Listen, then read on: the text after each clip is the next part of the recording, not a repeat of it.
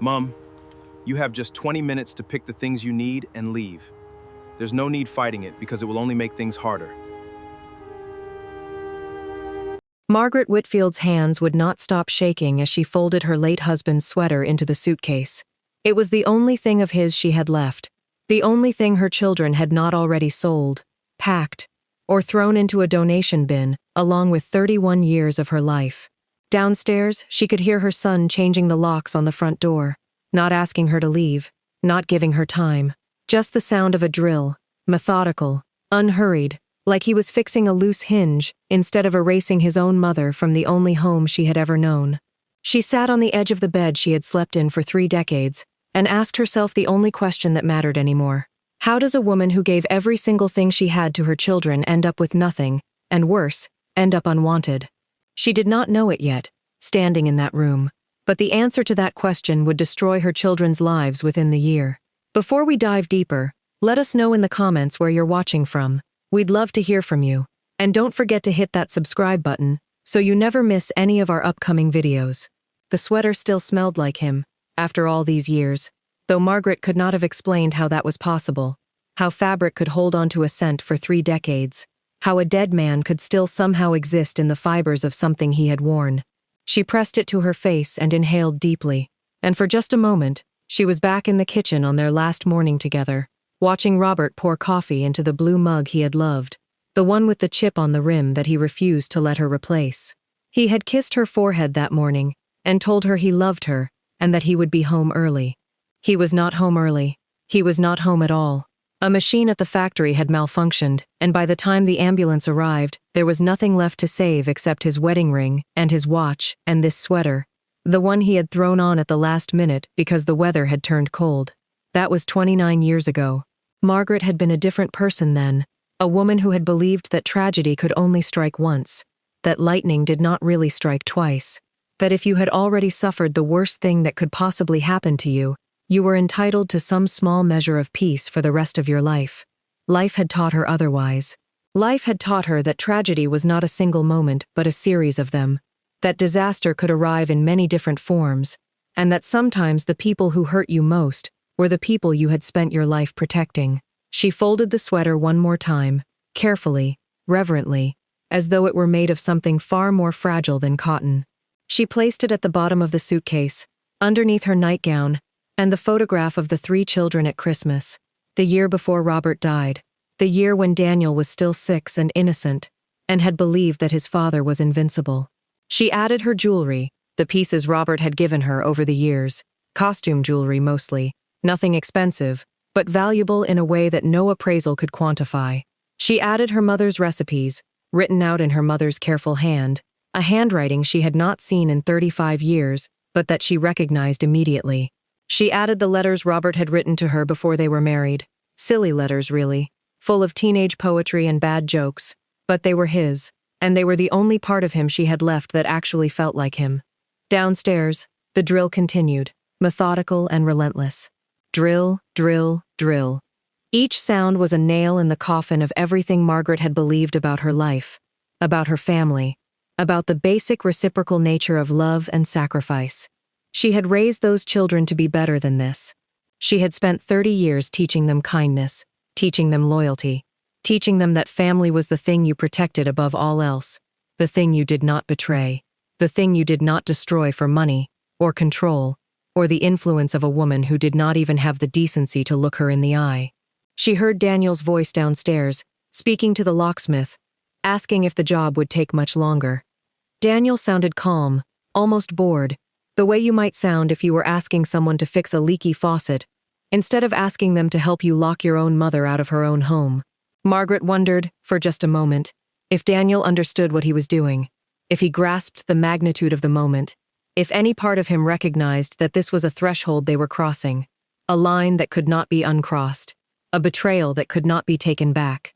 But she already knew the answer. She had known it for weeks now, watching her son gradually become a stranger, watching his eyes change when he looked at her, watching him listen to his wife's careful suggestions with the kind of attention he had never given to his own mother. She had seen the exact moment when he had stopped believing in her and started believing in Vanessa instead. It had been subtle, So subtle that she might have missed it if she had not been watching so carefully, if she had not been afraid of exactly this outcome from the moment Vanessa had first walked into the house. She zipped the suitcase closed and lifted it off the bed. It was surprisingly light, this summary of her entire life. 30 years of living, reduced to a single suitcase and a handful of memories. She had carried more weight than this on her back when she was working the night shifts at the office building, dragging a vacuum and a bottle of industrial cleaner from floor to floor, making sure everything was clean and ready for the next day's workers. She had carried the weight of 3 children through adulthood, had carried the weight of her grief after Robert's death, had carried the weight of every sacrifice she had made in silence, never once asking for acknowledgement or thanks. She could carry this. To understand how Margaret Whitfield ended up in that room, listening to her own sons seal her out of her own home, you have to go back further than the eviction itself. You have to ask who really turned her children against her, because the answer is not as simple as it looks. Daniel and Rebecca will tell you their mother had grown difficult, controlling, impossible to reason with. They will tell you it was for her own good. But there is a third child, Thomas, the youngest, who has said almost nothing publicly since that day, and his silence is the loudest part of this entire story. There is also a woman named Vanessa, Daniel's wife, who was never in the room when the locks were changed, who never raised her voice at Margaret even once, and who somehow ended up controlling almost everything that happened in that family over the past 2 years. Was Margaret really the problem? Or was she the only one who saw clearly what was happening, right up until the moment it was almost too late to stop it? Margaret Whitfield was 26 years old when her husband, Robert, died in a workplace accident, leaving her alone with 3 children under the age of 7, and a mortgage she had no idea how she would ever pay. Daniel was 6. Rebecca was 4. Thomas was barely 2 years old, too young to remember his father's face except through photographs his mother kept in a drawer she opened only late at night, after the children were asleep, when she allowed herself to grieve, for exactly as long as it took to fold one more basket of laundry. She had spent a lifetime after that trying not to think about how unfair it all was, how little time she had with the man she loved, how much time stretched ahead of her without him. The funeral was held on a Tuesday, and Margaret returned to an empty house with 3 sleeping children and a bank account that held just enough money to cover the burial costs and 2 months of mortgage payments if she spent nothing on anything else. She stood in the kitchen that night, looking at the bills stacked on the counter, and she did the calculation that would define the rest of her life. She had approximately $4,000. She had a mortgage of $800 a month.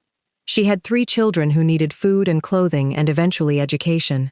She had, by her own mathematics, no viable path forward. But she also had 2 hands. She also had a brain that was good with numbers. She also had a deep, stubborn refusal to let her children grow up in poverty or shame, or fear that their mother could not take care of them. So she made a decision that night, standing in that kitchen, that she would figure it out. She did not know how yet, but she knew that she would. She took a job at a small accounting firm during the day, starting at 7 in the morning and leaving at 5, a position that paid $18,000 a year, which was not enough, but which was something. She rushed to pick up the children from a neighbor named Mrs. Chen, who had agreed to watch them for far less than market rate out of a kind heart that Margaret would remember for the rest of her life. A heart that Margaret would try, years later, to repay by helping Mrs. Chen with her own medical bills when Mrs. Chen's husband had a stroke. After the children were asleep, Margaret cleaned offices 3 nights a week, pushing a vacuum across empty conference rooms from 9 at night until midnight. Her own exhaustion becoming so familiar it felt like a companion she could rely on, like a presence that was always with her, never leaving, never faltering. She did this for 11 years without a single vacation. She did not take a day off when she had the flu.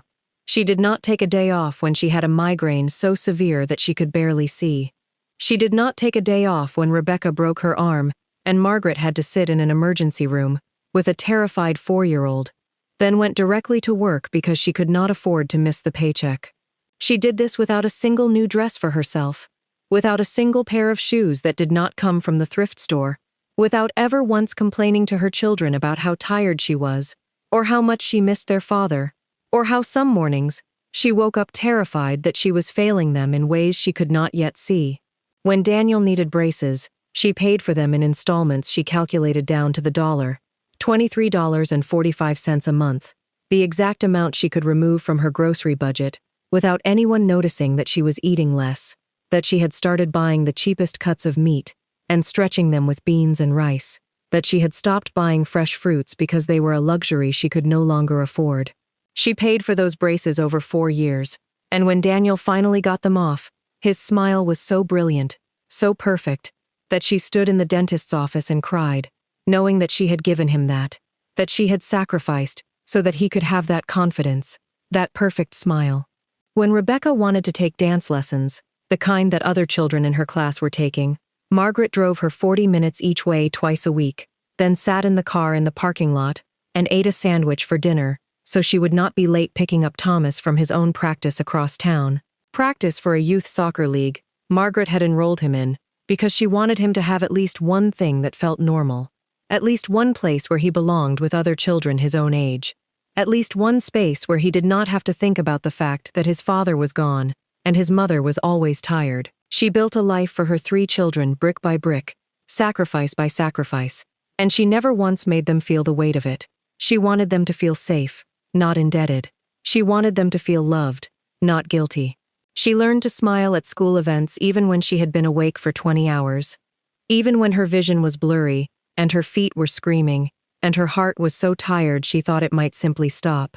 She learned to laugh at their jokes, even when her back was screaming, and her feet were bleeding through her socks, and she had not had a single moment to herself in weeks. She learned, most importantly, to make each of them feel as though they were the center of her universe, even though she was stretched so thin across 3 different people that there were days she felt like she might simply dissolve into nothing at all. By the time Margaret was 37 years old, she had paid off the mortgage. She had done this by working 2 jobs for 11 years, by never once spending money on herself, by knowing exactly how much milk cost at every grocery store in the city, and shopping accordingly. She had done it by determination and mathematics, and a kind of relentless, almost punishing sacrifice that had become so ingrained in her that she could not remember what it felt like to do something, simply because she wanted to, simply because it would make her happy.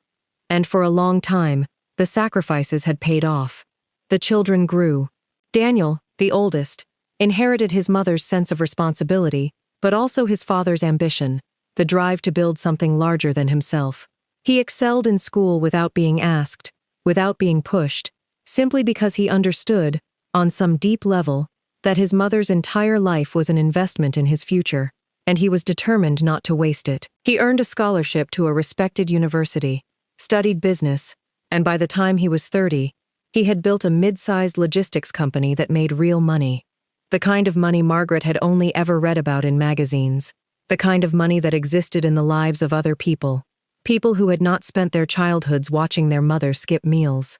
Rebecca became a school teacher, beloved by her students, known for staying late to help kids who were struggling, kids from broken homes who reminded her, in some way she could never quite articulate, of her own childhood, of what her mother had sacrificed, so that she would never have to feel the kind of fear those children were living with, every single day. Rebecca had inherited her mother's kindness, her willingness to put others first, her ability to see pain in people and want to fix it, to ease it, to make it better. She was exhausted by her job in a way that Margaret recognized, but Rebecca did it anyway, because that was who they were, women who did not know how to stop giving, even when giving cost them everything. Thomas, the youngest, quieter and more sensitive than his siblings, became a contractor, working with his hands the way his father once had, though he barely remembered Robert, only the feeling of being held, only the echo of a voice that seemed, in memory, deeper and kinder than any other voice he had ever known. Thomas had been too young to understand what was happening when his father died, too young to grasp that the man who had held him would never hold him again. Instead, he carried the memory of that feeling in his hands, in the careful way he built things, in the respect he showed for wood and stone, and the structures he created. He built decks and renovated bathrooms and somehow, in the way he moved through those jobs, carried the memory of a father he had almost no actual memories of, as though his hands remembered what his mind could not, as though building things was his way of saying, "You are here, you mattered, I remember you." For years, the Whitfield family was, by every outward measure, a success story. It was the kind of story that people told at dinner parties, The kind of story that made people feel good about the possibility of human resilience. The kind of story that suggested that hard work and sacrifice really did pay off. That good things happened to good people. That if you just worked hard enough, and sacrificed enough, and loved your children enough, everything would turn out okay. Holidays were spent together in the same house Margaret had finally, miraculously, paid off completely the year Daniel graduated college, a moment she marked privately by sitting alone in the kitchen and allowing herself to cry, knowing that for the first time in decades, she owned something absolutely and completely, that no bank owned part of her home, that she had taken a piece of property that had seemed impossible and made it hers through sheer will and determination. That house became the center of everything. It became the place where the family gathered, the place that was always warm, the place that smelled like cinnamon and vanilla because Margaret had learned, over the years, that if you wanted people to feel at home, you needed to engage all of their senses.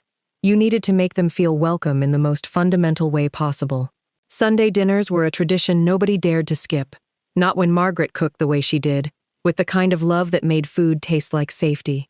She would spend the entire day Saturday preparing, chopping vegetables, roasting meats, making desserts from scratch, because store-bought ones tasted like sadness to her, like shortcuts and compromises. She wanted her family to taste the love in every bite, to understand, on some unconscious level, that they were worth this effort, that they were worth her time, that they mattered enough for her to spend her entire weekend preparing a single meal.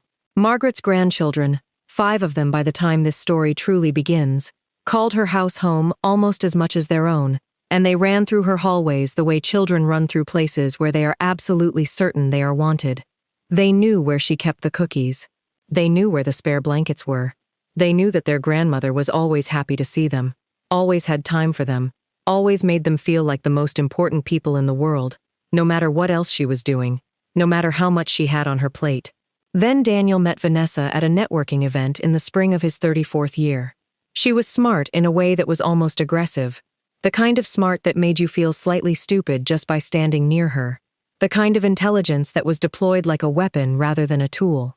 She was polished, articulate, perfectly dressed in clothes that cost more than Margaret had ever spent on an entire year's wardrobe, clothes that had been tailored specifically for her body, that hung in ways that spoke of money and time and access to resources that people like Margaret simply did not have.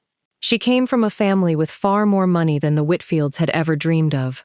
Old money, the kind that had been sitting in bank accounts for generations, accumulating quietly without anyone having to work for it, without anyone having to sacrifice or suffer, or spend their nights cleaning offices so their children could eat. Vanessa had grown up with the kind of security that Margaret had spent her entire life trying to build, and that security had made her into a person who believed that the world was something that could be owned, controlled, managed, optimized for profit. From the very beginning, there was something about Vanessa that made Margaret uneasy, though she could not have pointed to a single thing and said, "Here, this is wrong. This is the moment I knew." It was more like a feeling, a vibration in the air whenever Vanessa was in the room, a subtle shift in the atmosphere that Margaret's body registered even if her conscious mind could not quite name it. She had learned, over a lifetime, to trust her intuition, to listen to the small voice inside her that whispered warnings. But she had also learned, equally over a lifetime, to ignore that voice when it conflicted with other people's happiness. There was a quiet discomfort in the way Vanessa looked around Margaret's modest house the first time she visited, a flicker of something that might have been disdain crossing her face when she first walked through the front door, when she saw the furniture that Margaret had bought used, the paintings that had been there for 20 years, the carpet that was worn in places from 30 years of family life. Vanessa's eyes moved across everything in the room, like she was cataloging it, assessing it, calculating its value and finding it wanting. There was the way she asked pointed questions about the family's finances at dinners meant to be casual and warm. How much was the house worth these days? What was Margaret's retirement situation like? Had anyone looked into how property taxes were likely to escalate over the coming years? Had the family considered putting the house into some kind of trust? What was Margaret's will situation like? Who had power of attorney if something ever happened to Margaret? These questions came with a smile, with the framing that she was simply curious, simply trying to understand his family better, simply being practical about the future. But Margaret could feel the teeth underneath the smile, the hunger underneath the interest. Margaret noticed it early. She mentioned it, once, gently, to Daniel, who laughed and told her she was being unfair, that Vanessa was just curious, just trying to understand his family better, just asking the kinds of questions that smart people asked when they were thinking about their future together. Margaret did not push the issue. Daniel was happy, and happiness, to Margaret, had always been worth more than her own comfort. She had spent 30 years training herself to swallow her own concerns if it meant the people she loved could be at peace. It was a skill that had served her well in many contexts, that had allowed her to be the kind of mother who did not dump her own anxieties onto her children, that had allowed her family to feel stable and safe. But in this context, in this particular moment in time, with this particular woman entering her family's life, that skill would prove to be almost catastrophic. What Margaret did not know yet was that Vanessa had already begun forming a plan in the months before that first awkward dinner at Margaret's house. Vanessa had done her research. She had looked up property records and confirmed that the house was in Margaret's name alone. She had asked Daniel questions about his mother's financial situation, questions that seemed casual, but that were actually designed to extract very specific information. How much did his mother make? What was her retirement situation? Did the family have significant assets? Was his mother the sole owner of the house? Vanessa understood, with the kind of clarity that came from growing up rich, that the house was not just a house. It was the ultimate asset, the thing that made Margaret powerful in her own family, the thing that gave her independence and leverage, and a kind of security that even her children could not take away from her. Vanessa understood that if you wanted to control a family, you first had to control the assets, and if you wanted to control the assets, you first had to control the person who owned them. And she knew that the person who owned them was an elderly woman who had spent the last 30 years making sacrifices, who would be vulnerable to someone who framed those sacrifices as the problem, as the thing that needed to be corrected, as the thing that her children had suffered from all along without quite realizing it. Vanessa knew all of this because she had learned these lessons in her own family, had watched her own parents manipulate aging relatives, had seen the way that money and power flowed to the people who were willing to do whatever it took to acquire it. She was not a bad person exactly. She was simply a person who had never been taught that there was any reason not to take what you wanted if you were smart enough to figure out how to take it. The plan she began to form was a long one. It would take nearly 2 years to fully unfold, one built not on loud arguments or dramatic confrontations, but on small, careful, almost invisible shifts, the kind that are impossible to point to individually, but that add up, over time, into something that can tear a family apart from the inside. It began with comments so quiet they seemed almost harmless, the kind of comment that you would forget you had ever heard if you were not specifically listening for them, if you did not have the kind of mind that noticed patterns and connected dots, and saw danger in things that other people simply dismissed as coincidence. At a family dinner just 6 months into her relationship with Daniel, Vanessa mentioned, almost offhandedly, speaking to Daniel but making sure that Rebecca and Thomas could hear her, that it seemed unusual for a woman Margaret's age to still be so involved in her adult children's financial decisions. She said it in a tone that suggested she was simply making an observation, the way someone might comment on the weather, nothing more, nothing personal, just a casual remark from a woman who was learning about her boyfriend's family and wanted to understand how they operated. She did not say, "Your mother is controlling." She did not say, "Your mother needs to let you make your own decisions." She simply noted, mildly, as though it was an objective fact rather than an opinion, that it seemed unusual. Daniel laughed it off at the time, but Vanessa had planted something, a seed of a question that had never existed in that family before. Is Mom too involved? Is Mom trying to keep control? Are we, as grown adults, supposed to be asking our mother's permission before we make decisions about our own money? Are we supposed to be running our life choices past her? Is that what we are doing? And if so, should we be? The question sat in Daniel's mind, quiet but persistent, like an itch he could not quite scratch, like something that had been bothering him on a level he did not quite understand, something that made him start to look at his mother differently, to question interactions that had always seemed natural and loving and necessary. Over the following months, Vanessa found new ways to water that seed, to nurture it, to help it grow into something larger than a simple question, something that began to feel like a legitimate concern. She would casually mention to Rebecca, when Margaret was out of the room, that Margaret seemed exhausted lately. Didn't Rebecca think so? Wasn't it concerning how much responsibility their mother seemed to be carrying? Rebecca, already overwhelmed with her teaching job and her own children, immediately felt a flash of guilt about not doing more to help. She had noticed, of course, that her mother looked tired, but she had attributed it to age, to the natural progression of aging, not to anything that Rebecca could actually fix or change. But Vanessa's comments made her wonder if perhaps their mother was slowing down, if perhaps she was not as sharp as she used to be, if perhaps she needed help whether she was asking for it or not. Vanessa suggested, in the most gentle possible way, that maybe Rebecca should start paying closer attention to her mother's finances, just to make sure that Margaret was not making any decisions that she might later regret. Rebecca agreed that this was a reasonable precaution, that it was the kind of thing a good daughter would do, that it was actually an expression of love and care. Vanessa brought up the house, more than once, how much stress Margaret must be under maintaining a property that size on her own. She did this in conversations with Daniel, in the car on the way home from family dinners, in moments when it seemed natural and organic, not forced. She would say things like, "Doesn't your mom ever talk about how much work the house is? I would imagine it must be exhausting to maintain something that large on her own. Isn't that the kind of thing that could really take it out of an older person?" Margaret had never once complained about the house, had never once suggested she wanted help maintaining it, had never implied in any way that she was anything less than capable of managing her own home.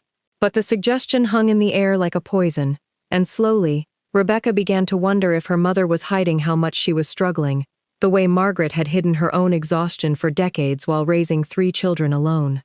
Vanessa was careful never to criticize Margaret directly, not in a way that could be repeated back to her, not in a way that Daniel or Rebecca could point to as unkind or manipulative. Instead, she asked questions, innocent questions, concerned questions. Doesn't Margaret deserve to relax more? Wouldn't it be nice if the burden of family finances was shared more equally? Has anyone looked into whether Margaret has a will? Has anyone talked to her about whether the house should be in her name alone, given her age, given the potential complications that could arise if something happened to her? Wouldn't it be safer for everyone if the family finances were a little more organized, a little more protected, just in case? Thomas was the only one who pushed back. He told Daniel, more than once, directly and clearly, that their mother was sharper than any of them, that she managed her own finances better than half the accountants Daniel worked with, that there was no legitimate reason to be having these conversations about her competency behind her back, instead of having them with her, out in the open, honest and straightforward. He said it because he meant it, and because he could see, more clearly than his siblings seemed able to, exactly what was happening, the slow erosion of their mother's authority in her own family, the quiet building of a case against her that had nothing to do with her actual capabilities and everything to do with control. But Thomas was the youngest, and the youngest's opinions were easier to dismiss. Thomas had always been the sensitive one, the emotional one, the one who cried at movies and got upset about injustice. It was easy to tell yourself that Thomas was overreacting, that he did not understand the practical concerns that Vanessa was raising, that his loyalty to his mother was admirable, but perhaps clouding his judgment. Daniel told Thomas he was overreacting. He said it gently, the way you speak to someone you love who is not seeing clearly. He said that not everything was a conspiracy, that sometimes family members simply wanted to help each other, that Vanessa was only trying to ensure that everyone was protected, and that Margaret's best interests were being served. He said that Thomas's mother was getting older, even if she was still sharp, and that it was reasonable to have plans in place.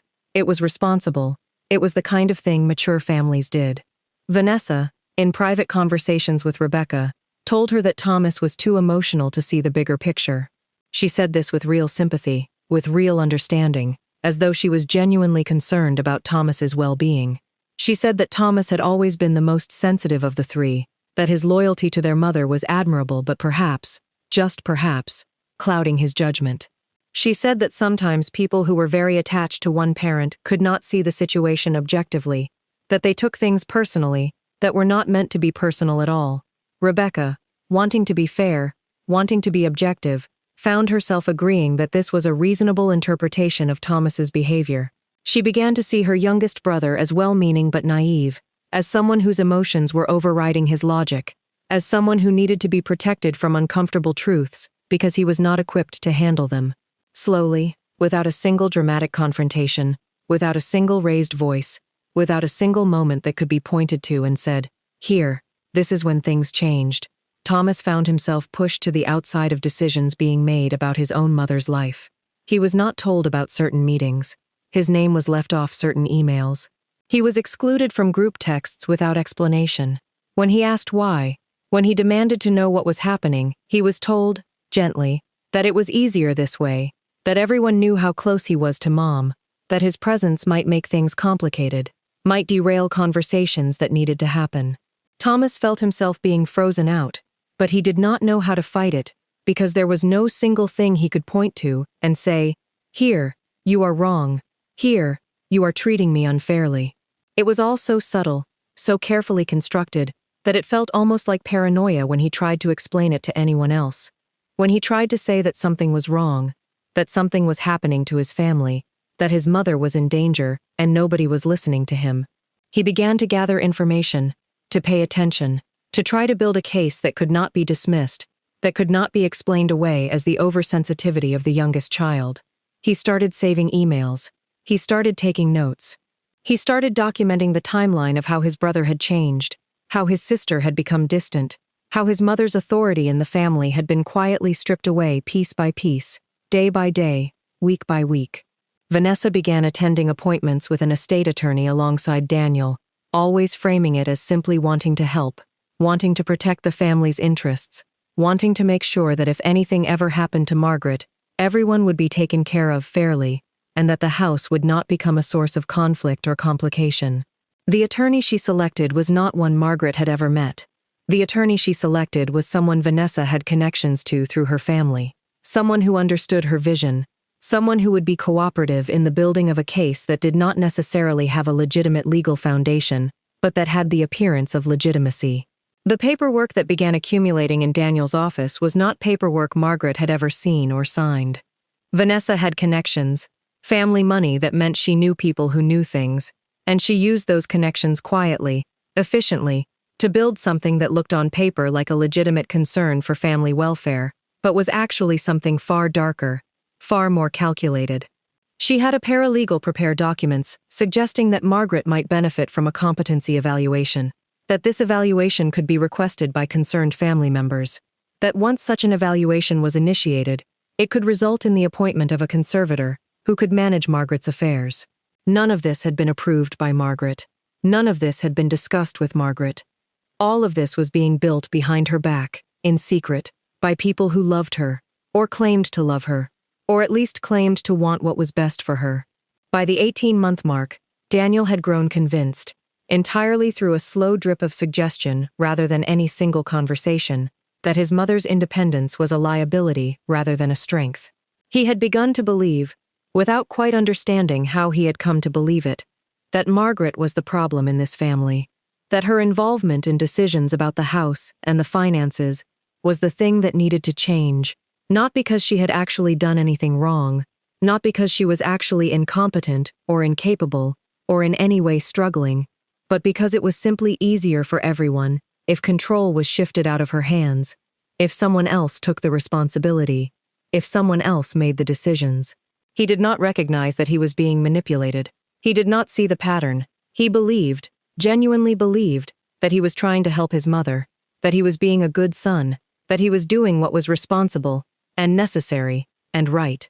Rebecca, exhausted from her own job and eager to trust her older brother's judgment, went along with decisions she did not fully understand, decisions that were always framed as being made out of love and concern, never out of control or ownership, or the desire to strip a woman of her agency in her own life.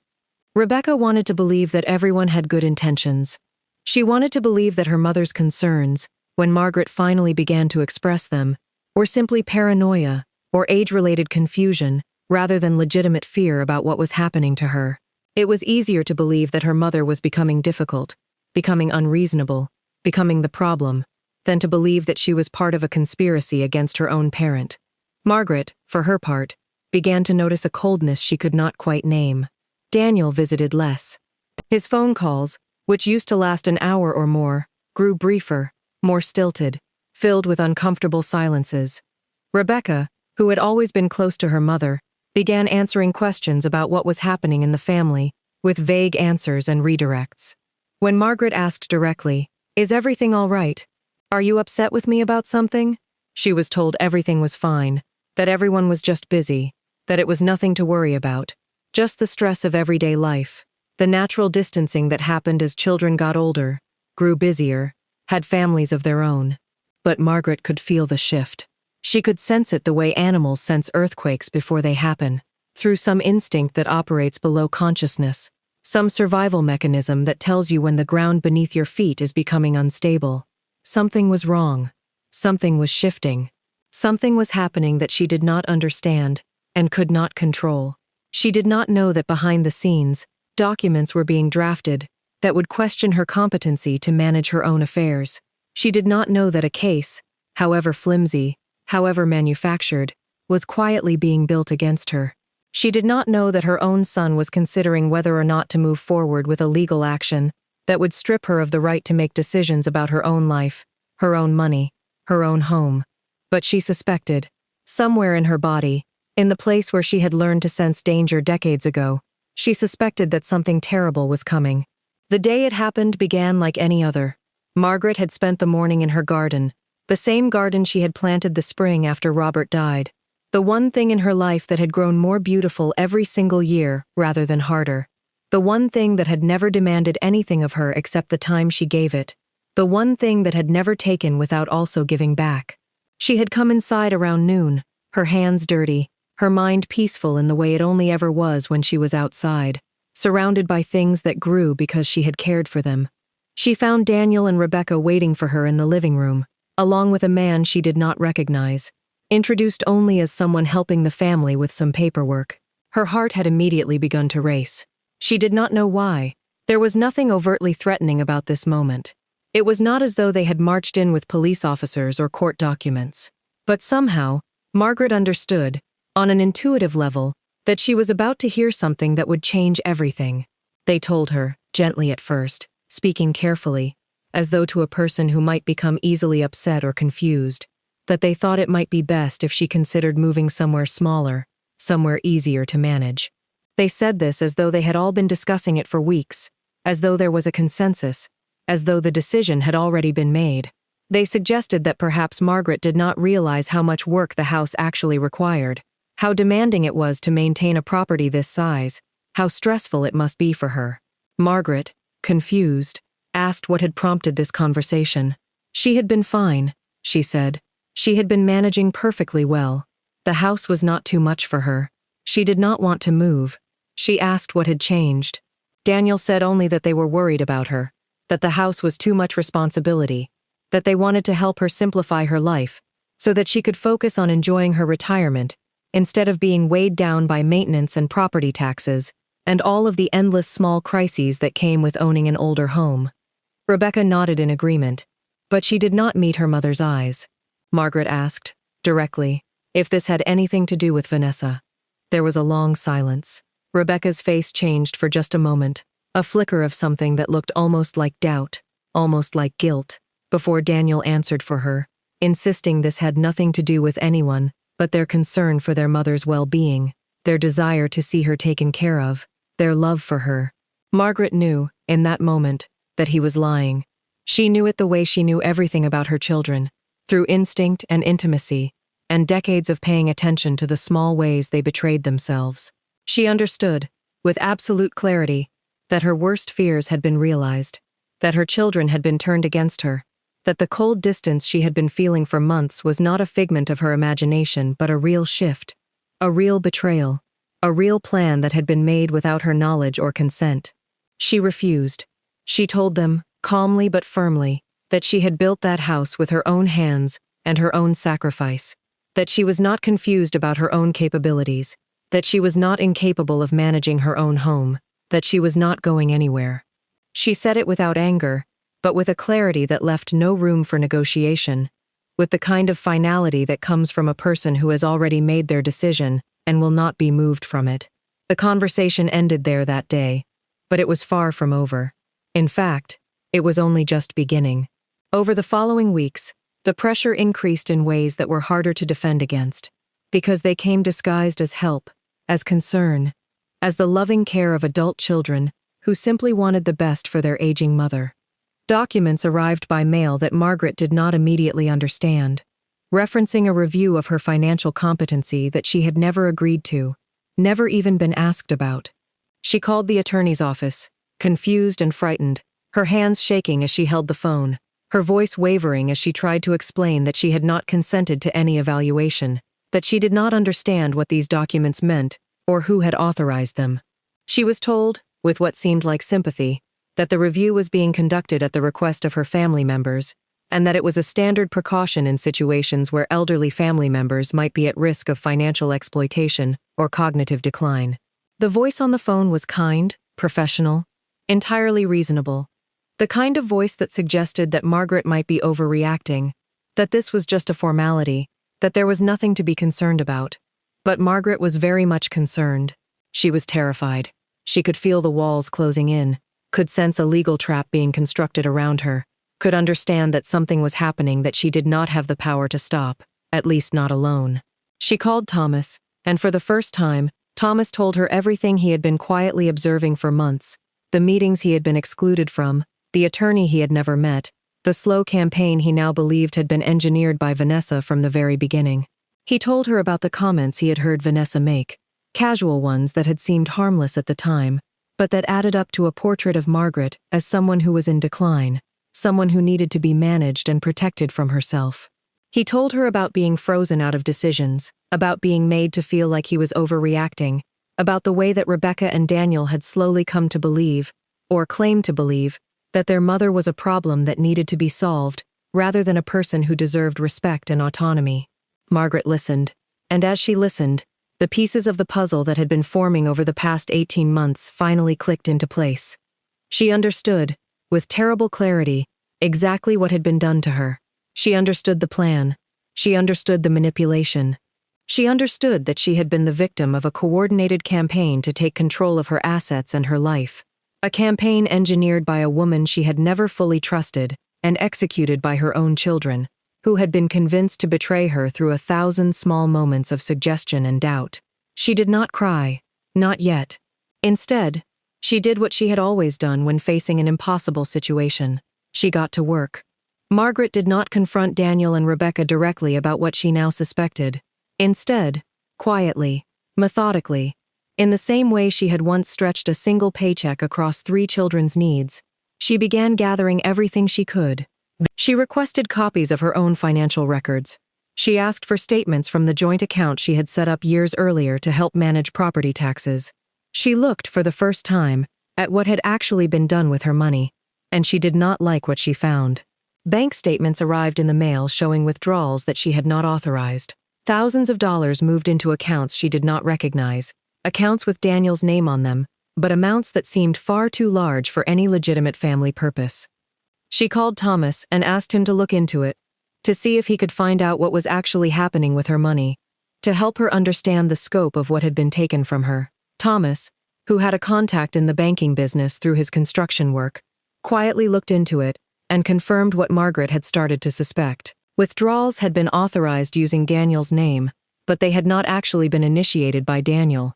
The signature on the approval forms was not quite right, not quite Daniel's handwriting, though it was close enough that most people would not notice the difference. Vanessa had been slowly draining Margaret's account, using her husband's name as cover, moving thousands of dollars out of her reach under the guise of paying for the competency evaluation and the attorney fees and the various costs associated with the case that was being built against her own mother. It was methodical. It was calculated. It was theft, plain and simple, dressed up in the language of family concern and legal procedure, but theft nonetheless. Margaret did not react with rage, though she had every right to. Instead, she gathered the documents, filed them carefully in a folder, and prepared to do exactly what she had done for 30 years. She prepared to fight, quietly and methodically, for what was hers.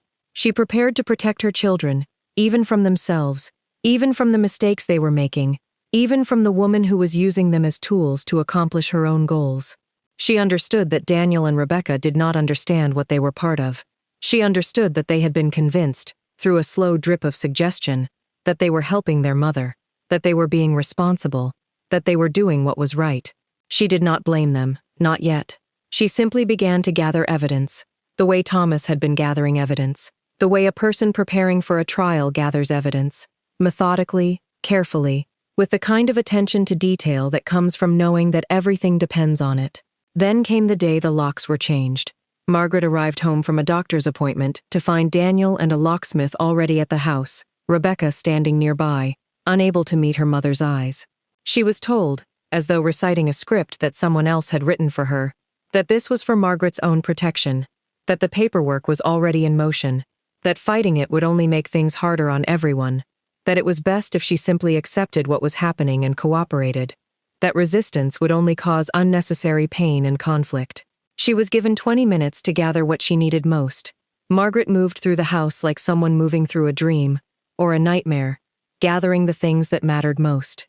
The photograph of Robert, the box of letters, her mother's recipes, a few changes of clothes, her important documents, and her late husband's sweater, the one thing in the world that still smelled like him, still held the memory of his presence, still proved that he had existed, that he had been real, that she had been loved by someone who was not here to defend her anymore. Daniel's eyes, when she looked into them, were cold in a way she had never seen before, cold and distant and almost pitying, as though he was watching something that had already happened, something that was already past, something that did not matter anymore. Rebecca was crying, but she did not stop what was happening. She did not say, "I'm sorry, this is wrong, we should not be doing this." She simply cried silently, unable to reconcile what she was doing with the image she held of herself as a good person, as a loving daughter, and choosing, in the end, to believe the former rather than the latter. Thomas was not there. Nobody had told him it was happening.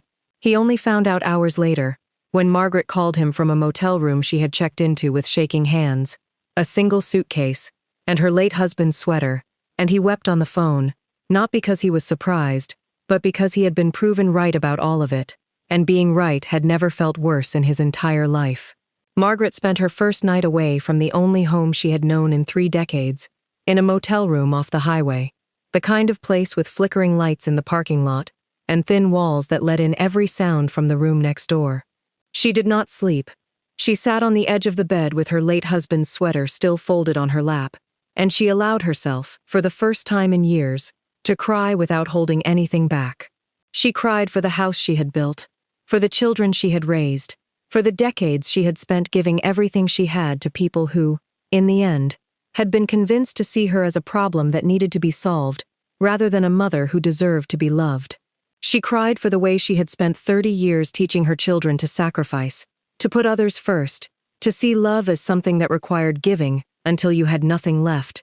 And she wondered, in the dark, if she had made a terrible mistake, if she had crippled them somehow, if she had left them unprepared for the kind of person like Vanessa who understood that sacrifice was weakness, who understood that the world belonged to people who were willing to take whatever they wanted.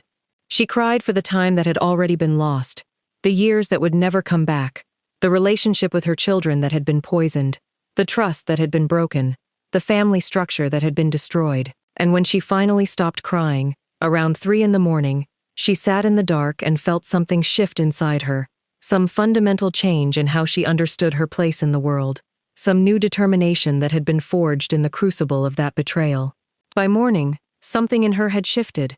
The grief was still there, but underneath it was something harder, something more determined, something that burned like a fire that had been fed by decades of sacrifice, suddenly redirected inward, toward the protection of herself rather than others.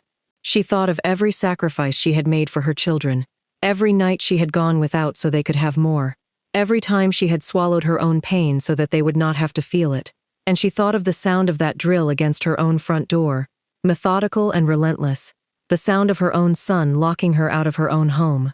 She was not going to disappear quietly, not after everything she had built, not after everything she had given, not after 30 years of teaching her children to be strong, to take care of themselves, to fight for what was right. It was time she took that lesson to heart. It was time she remembered that she was a woman who had raised 3 children alone, who had paid off a mortgage on a single income, who had built a life out of nothing and sustained it through sheer force of will. She was not going to be erased by a woman like Vanessa, A woman who had never had to work for anything in her life. A woman who thought that money and manipulation could buy her way into controlling other people's families. She called Thomas first, early in the morning, before she had fully decided what she was going to do, but knowing that whatever she did, she would need him. He answered on the first ring, as though he had been waiting by the phone all night, afraid of exactly this call, and desperate for it at the same time. His voice sounded hollow, broken, the voice of a man who had been carrying something too heavy for too long.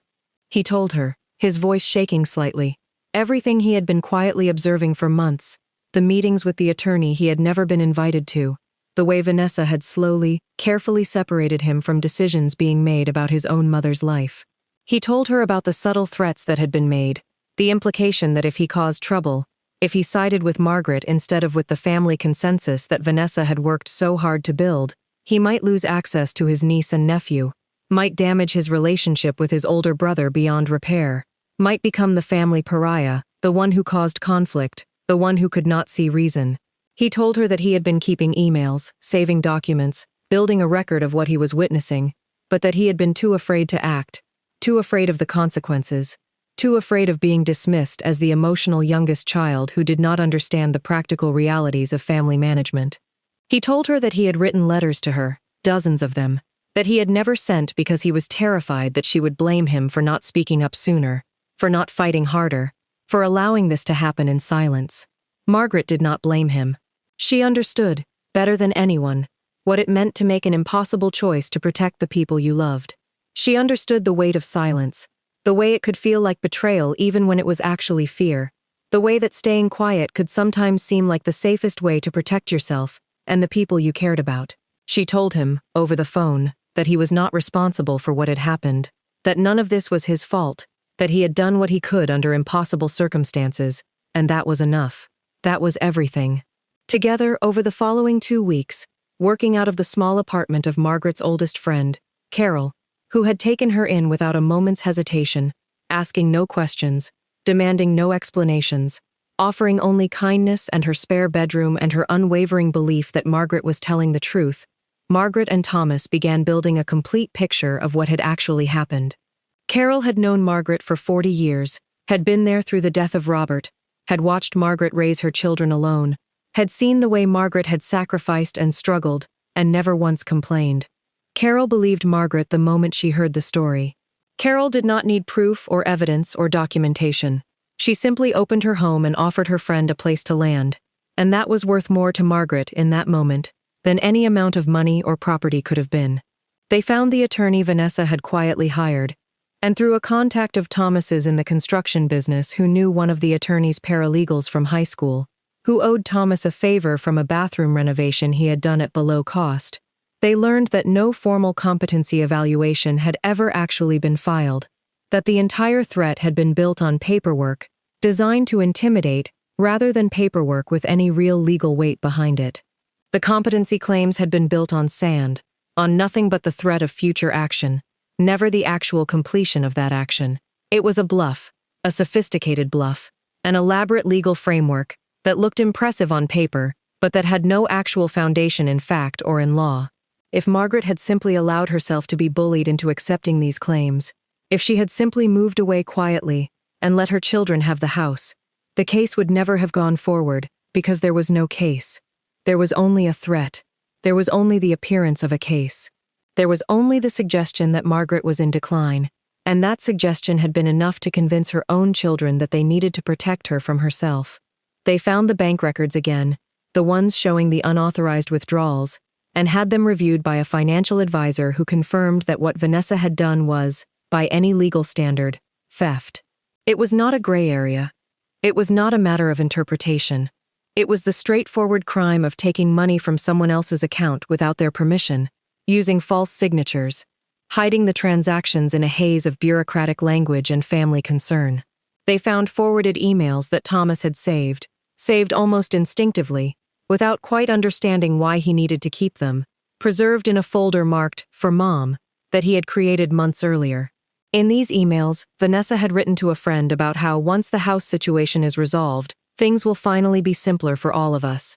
A message that made clear, beyond any shadow of doubt, that none of this had ever been about Margaret's well-being or competency. It had always been about the house. It had always been about the money. It had always been about control and access, and the seizure of assets that did not belong to Vanessa, but that Vanessa believed she deserved. In another email, Vanessa had written about how Daniel is finally coming around to seeing things my way, which suggested that Daniel had not always been convinced, that there had been a moment when he had questioned what was happening, a moment when he might have chosen differently, but that Vanessa had successfully turned him around. There was an email in which Vanessa discussed dealing with Thomas, as though Thomas was a problem to be solved rather than a person to be respected. There were emails in which Vanessa referenced the old woman's money, referring to Margaret with a casual contempt that made Margaret's stomach turn when she read it. That last detail stopped Margaret cold. She sat in Carol's apartment, holding the printout of Vanessa's emails, and she understood, finally, with absolute clarity, exactly what her son's wife had done to her family. Vanessa had not simply married Daniel. She had not simply entered the family. She had set about systematically dismantling it, using Daniel's love for his mother against him, using Rebecca's exhaustion and desire to believe that someone else had the answers, using Thomas's sensitivity and fear of conflict, using Margaret's own willingness to sacrifice against her. Vanessa had seen a family with clear power structures, with clear assets, with clear opportunities, and she had moved methodically to restructure those power dynamics in her favor. She had done it with precision and calculation and a kind of cold intelligence that Margaret had to grudgingly respect, even as she recognized it as the single most dangerous threat her family had ever faced. Margaret spent a week gathering her thoughts, gathering her courage, and gathering her evidence. She organized the documents, created a timeline, prepared a presentation. She wrote down her understanding of how the manipulation had occurred, step by step, moment by moment, building a narrative that was not just factually true, but emotionally clear, that would help her children understand not just what had happened, but how it had happened, how they had been played, how their genuine desire to help their mother had been weaponized against her. She knew that she would have to be very careful in how she presented this information. She knew that Daniel and Rebecca would likely become defensive. She knew that Vanessa would deny everything, or reframe everything, or claim that Margaret was the one being paranoid and difficult. She knew that the truth was going to be hard to hear, and that her children might not want to hear it, might resist it, might cling to the narrative they had been building, instead of accepting the reality of what had actually occurred. But she also knew that she had no choice. She had to try. She had to fight. She had to do what she had always done, which was to protect her children, even when protecting them meant forcing them to face uncomfortable truths about themselves and the people they loved. Margaret requested one final meeting at the house, the same house she had built her entire life around, and to her surprise, Daniel agreed to it, perhaps sensing that something had shifted, perhaps simply unable to refuse his mother one last conversation, out of a sense of guilt or obligation he could not quite name. Rebecca came as well, still uneasy, still unable to fully explain to herself why she had gone along with everything for so long, still hoping, perhaps, that there was some explanation for all of this that would allow her to stop feeling ashamed of her own complicity. Vanessa arrived last, composed as always, dressed immaculately in clothes that had cost more than Margaret's entire month's worth of living expenses, expressing polite concern for how Margaret was holding up, for how the family was coping with this difficult situation. She greeted Margaret with a smile, and a question about where she was staying, how she was managing, whether she was comfortable. Her tone was solicitous, her concern apparently genuine, and Margaret realized, watching her, that Vanessa was not actually capable of understanding what she had done, was not capable of recognizing it as wrong, was simply executing the next phase of her plan, which was to appear as the reasonable one, the one who had everyone's best interests at heart, the one who was truly concerned about Margaret's well-being. She was smooth, she was practiced, she was exactly the kind of person who succeeded in the world, because she understood that most people wanted to believe the best about other people, wanted to trust that things were not as bad as they seemed, wanted to accept the comfortable narrative rather than face the uncomfortable truth. Margaret let her speak first. She let Vanessa offer her calm, rehearsed reassurances that everything that had happened was simply for the family's protection.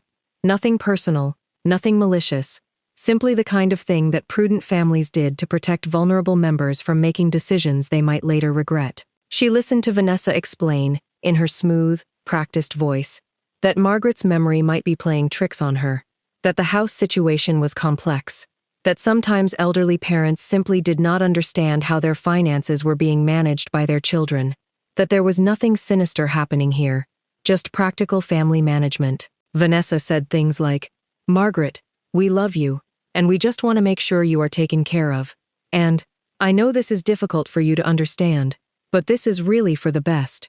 And, once you are settled in a more appropriate living situation, you will see that we were right to do this." And with each word, Margaret felt her certainty about what needed to happen harden even further. Then Margaret reached into her bag and placed the documents on the table. She placed them carefully, one by one, not in anger, but with a kind of ceremonial finality, as though she was laying out evidence in a courtroom, as though this was the moment when everything would change, when the truth would finally become undeniable. The withdrawal records came first.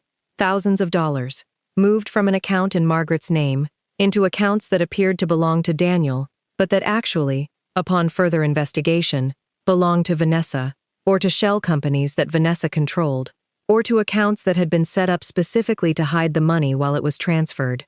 The emails came next. Margaret read them aloud, slowly, giving each word time to land, giving her children time to understand what Vanessa had actually been saying when she was not in the room, what she actually thought about them, what she actually cared about. She read the email about the old woman's money, and she watched Rebecca's face crumple. She read the email about Daniel, coming around, and she watched the blood drain from Daniel's face. She read the email about dealing with Thomas, and she watched Vanessa's composure finally begin to crack.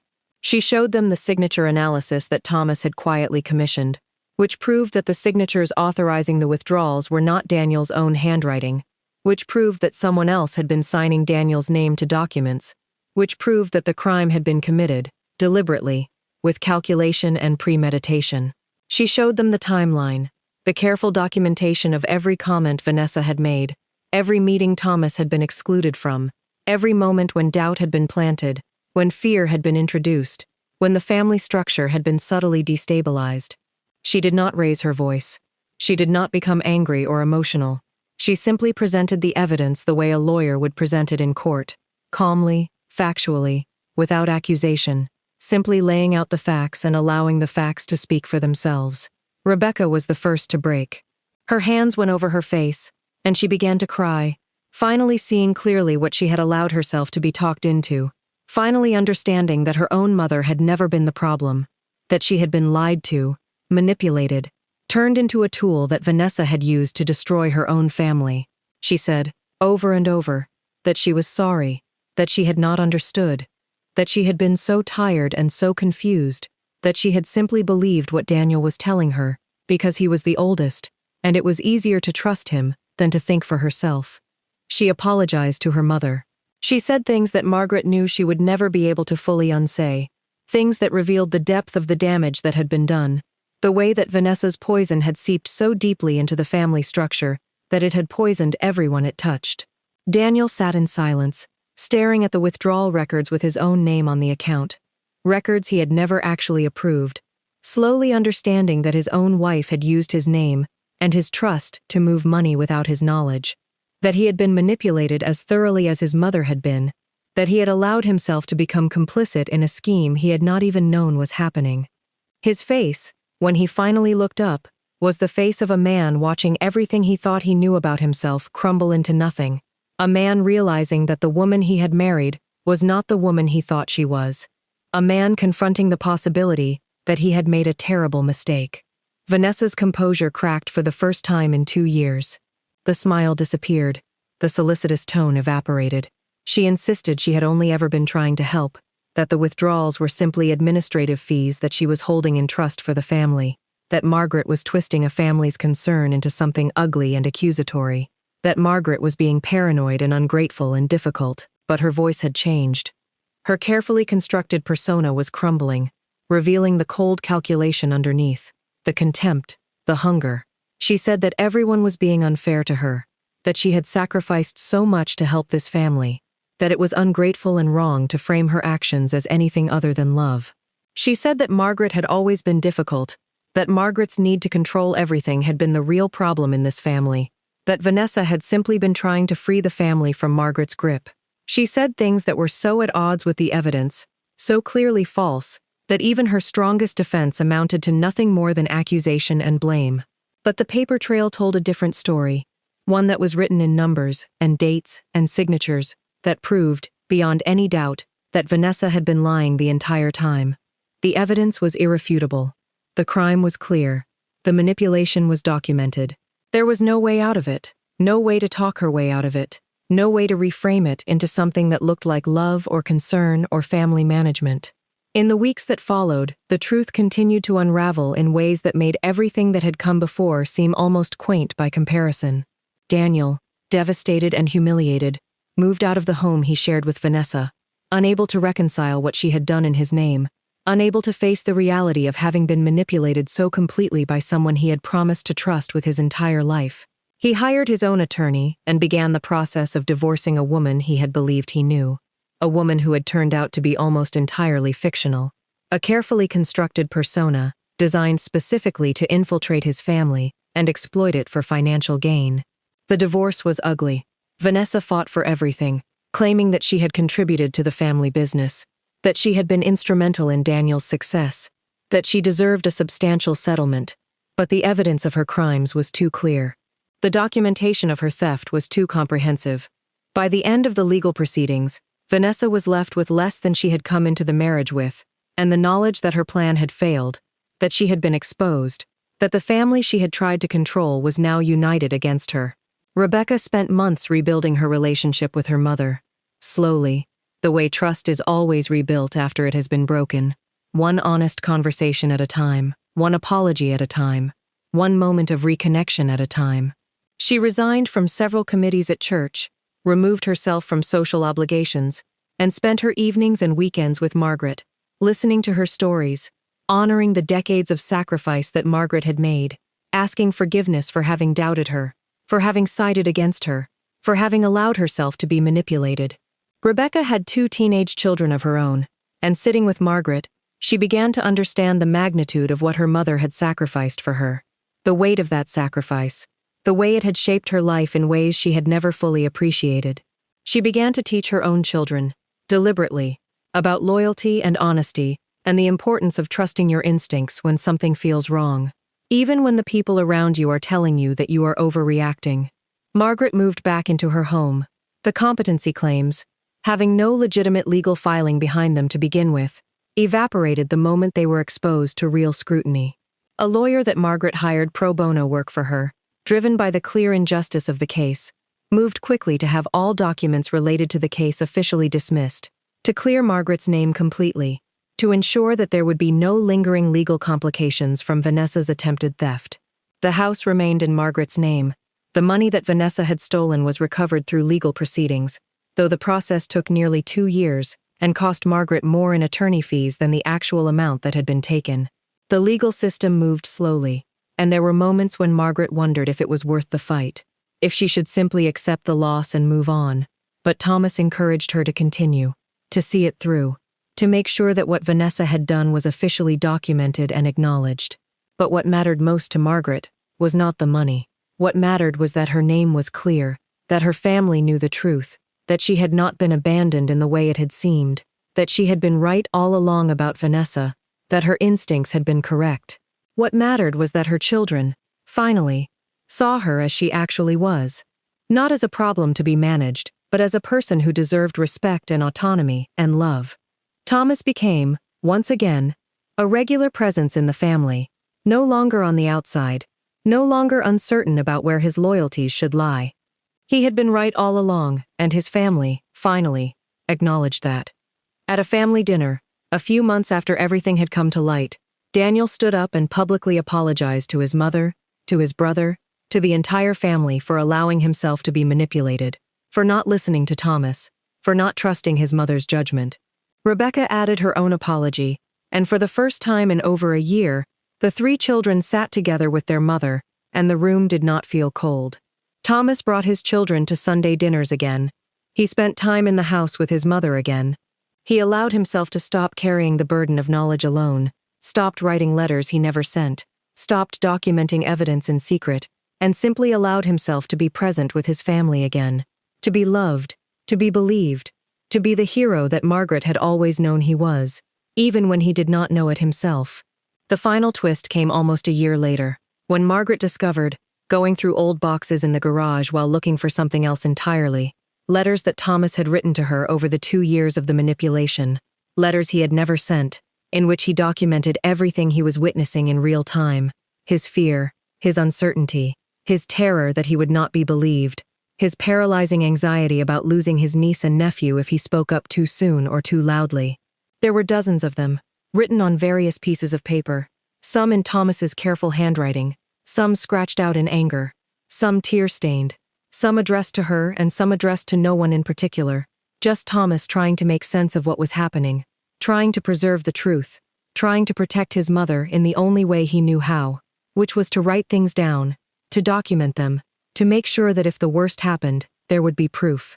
In one letter, dated 6 months into the campaign against Margaret, Thomas had written, "Mom, I do not know if I will ever have the courage to give you this letter. I do not know if I will ever be brave enough to speak up out loud, to risk the relationships that matter to me, to cause the conflict that I am so afraid of. But I need you to know that I see what is happening. I see Vanessa. I see what she is doing, and I know that you are right about her, even though Daniel and Rebecca have stopped believing it. I am gathering proof. I am writing things down, and when this is over, when the truth finally comes out, I want you to know that I was never against you. Never. Not for a single moment." Another letter, written closer to the end, contained Thomas's own analysis of what was happening, his own assessment of the evidence he had gathered, his own fears about what might happen next. He had written, "I think she is going to try to lock you out of the house soon. That is my guess, based on everything I have heard, everything I have pieced together. I think Daniel and Rebecca have finally been convinced that this is the right thing to do, and I think Vanessa will push them to do it, before you can gather enough evidence to stop it. I want to warn you, but I am afraid. I am so afraid. I am afraid of losing my kids. I am afraid of being cut off from the family. I am afraid of being the one who caused this, even though I did not cause it. Vanessa did. But I am writing this down so that you know I tried. In my own inadequate way, I tried to protect you." Margaret held those letters in her hands and wept. Not because they made her sad, though they did, but because they made her understand, finally and fully, that she had not been alone, that her youngest son had been standing beside her the entire time, even in his silence, even in his fear, even in his inability to speak up out loud. He had been writing her love letters, in a way, documenting his loyalty, preserving the truth, waiting for the moment when it would be safe to tell her what he had always known. She called Thomas into the garage where she was sitting, surrounded by the boxes she had been sorting through, and she showed him the letters. She showed him his own words, his own fears, his own courage, and she told him, over and over, that she had known, that she had always known, that she had felt his loyalty, even when he could not express it, that his silence had never been betrayal, it had been love. Thomas wept as well.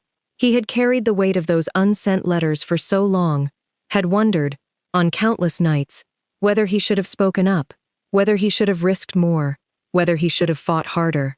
And finally, looking at his mother, feeling her gratitude and her pride in him, he understood that he had done exactly what he needed to do, that he had protected himself in the way that a person needs to protect themselves, and that his silence had been a kind of resistance, a refusal to let Vanessa convince him to betray his mother, even though his silence had made it look, for a long time, like he had done exactly that. Margaret framed one of those letters and hung it in the hallway of the home she had fought to keep, in a place where she would see it every single day. The letter she chose was the one in which Thomas had written, "I was never against you. Never. Not for a single moment." It was a reminder for herself, on the days when the memories of the eviction came back, on the nights when she woke up remembering the sound of the drill against the door, on the moments when she wondered if she had been wrong about her son's loyalty. It was proof that she had raised at least one child who understood the true meaning of loyalty, even when that loyalty had to be expressed in silence and in secret. It was proof that not every person who stayed quiet was abandoning you. Sometimes, the quietest one in the room was the one working hardest to protect you, gathering evidence, preserving proof, waiting for the moment when the truth could finally be told.